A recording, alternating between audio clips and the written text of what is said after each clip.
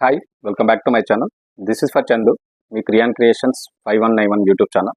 So ఈరోజు మీరు తమిళ చూస్తారు కదా, మనకైతే తెలంగాణలో టీజీపీఎస్సీ ఓటీఆర్ జరుగుతూ ఉంది. అది న్యూ రిజిస్ట్రేషన్ కావచ్చు, లేదంటే అప్డేట్. సో దీనిలో మనకు వస్తున్నటువంటి సందేహాల మీద కొన్ని వీడియో చేస్తాను. అందులో వచ్చేసి మరొకటి ఈరోజు మనకు సబ్స్క్రైబర్ అడిగారనమాట. సో దాని మీద ఈ యొక్క వీడియో చేస్తున్నాను. చూద్దాం మరి ఆయన అడిగిన డౌట్ ఏంటి, మరి దానికి సంబంధించి డీటెయిల్స్ ఏంటి. సో ఇది ప్రతి ఒక్కరికి ఉపయోగపడుతుంది. అందరు కూడా వీడియోను స్కిప్ చేయకుండా చివరి వరకు చూడండి. మీ గ్రూప్లో కానీ సర్కిల్లో షేర్ చేయండి. ఇప్పుడు చాలా మందికి చాలా డౌట్స్ ఉంటున్నాయి ఈ యొక్క టీజీపీఎస్సీ ఓటీఆర్ చేసే విధాన క్రమంలో కూడా. సో ప్రతి ఒక్కరు కూడా ఇదే డౌట్స్ అనమాట. సో చూసుకుంటే ఇక్కడ మనకు వచ్చేసి తెలంగాణలో మనకు ఆల్రెడీ టీజీపీఎస్సీ ఓటీఆర్ అయితే జరుగుతూ ఉంది. ఓకేనా, అది న్యూ రిజిస్ట్రేషన్ కావచ్చు, లేదనుకుంటే అప్డేట్. ఓకేనా, ఈ రెండు చేసే టైంలో ఎరైజ్ అవుతున్న క్వశ్చన్స్ కావచ్చు, డౌట్స్ కావచ్చు. సో అందులో చూసుకుంటే చాలామంది కూడా పాత వాళ్ళు ఆల్రెడీ అంటే ఓటీఆర్ చేసిన వాళ్ళకు వచ్చేటువంటి క్వశ్చన్ ఇది. మ్యాక్సిమం ఏంటంటే అప్పుడు ఓటీఆర్ చేసిన వాళ్ళు ఏం చేస్తారంటే చాలా వరకు కూడా మనకు ఫోన్ నెంబర్ ఇచ్చారు కదా, మొబైల్ నెంబర్ ఇచ్చారు. సో ఇద్దరు ఉంటారు. ఇప్పుడు వాళ్ళ ఇంట్లో ఇద్దరు ఉంటే ఒకటే టీజీపీఎస్సీ ఐడికి 2 నెంబర్లు ఇవ్వడం జరిగింది. ఇద్దరు ఐడికి కూడా సేమ్ ఫోన్ నెంబర్ అయితే ఇచ్చారు. సో దానివల్ల ఏమవుతుందంటే ఇప్పుడు ఓటీపీ వచ్చే క్రమంలో ఇబ్బంది అవుతూ ఉంది. సో అలాంటప్పుడు ఫోన్ నెంబర్ చేంజ్ చేయాలనుకుంటున్నారు. సో చేంజ్ చేయాలంటే మరి దానికి ప్రాసెస్ ఏంటని అడుగుతున్నారు.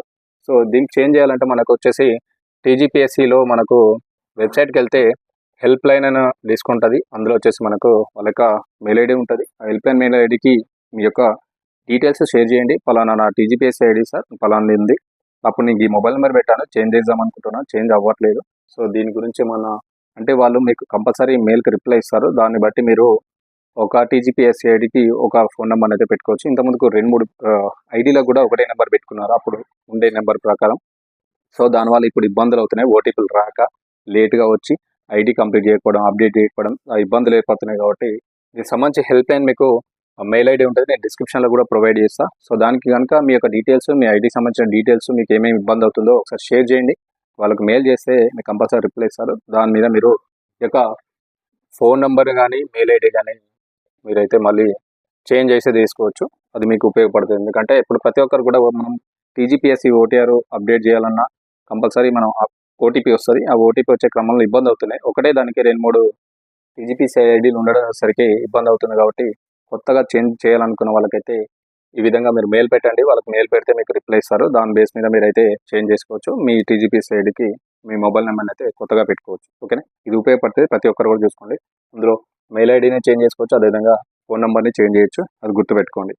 నెక్స్ట్ ఇక్కడ మరొకటి ఏంటంటే మనకు చాలా వరకు కూడా గుర్తుపెట్టుకోండి, ఒక్కొక్కరు 2-3 ఐడీలు చేస్తున్నారు. సో అట్లా చేయకండి. ఒక్కరికి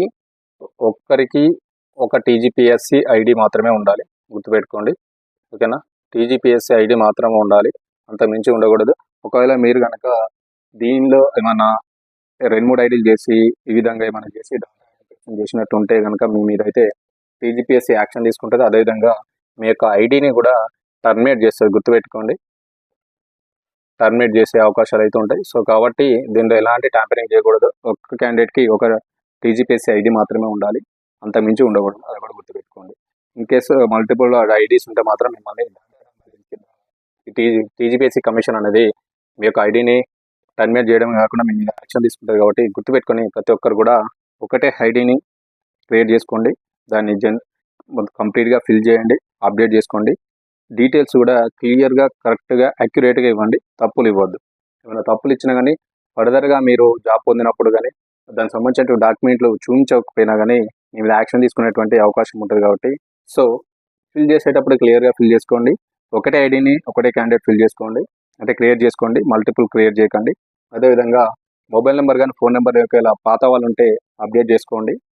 ఎందుకంటే ఒకటే 2-3 ఐడీలకు అప్పట్లో ఒకటే మొబైల్ నెంబర్ ఇచ్చారు. ఇప్పుడు ఇబ్బంది అవుతుంది ఓటీపీలు రాక. కాబట్టి మీరు మెయిల్ పెట్టుకోండి, కమిషన్కి మెయిల్ పెట్టి సో చేంజెస్ అయితే చేసుకోండి, ఉపయోగపడుతుంది ఇది. సో ఇదనమాట మనకు క్వశ్చన్ అనమాట. సబ్స్క్రైబర్ దీని బేస్ మీద క్వశ్చన్ అడిగారు మనకు.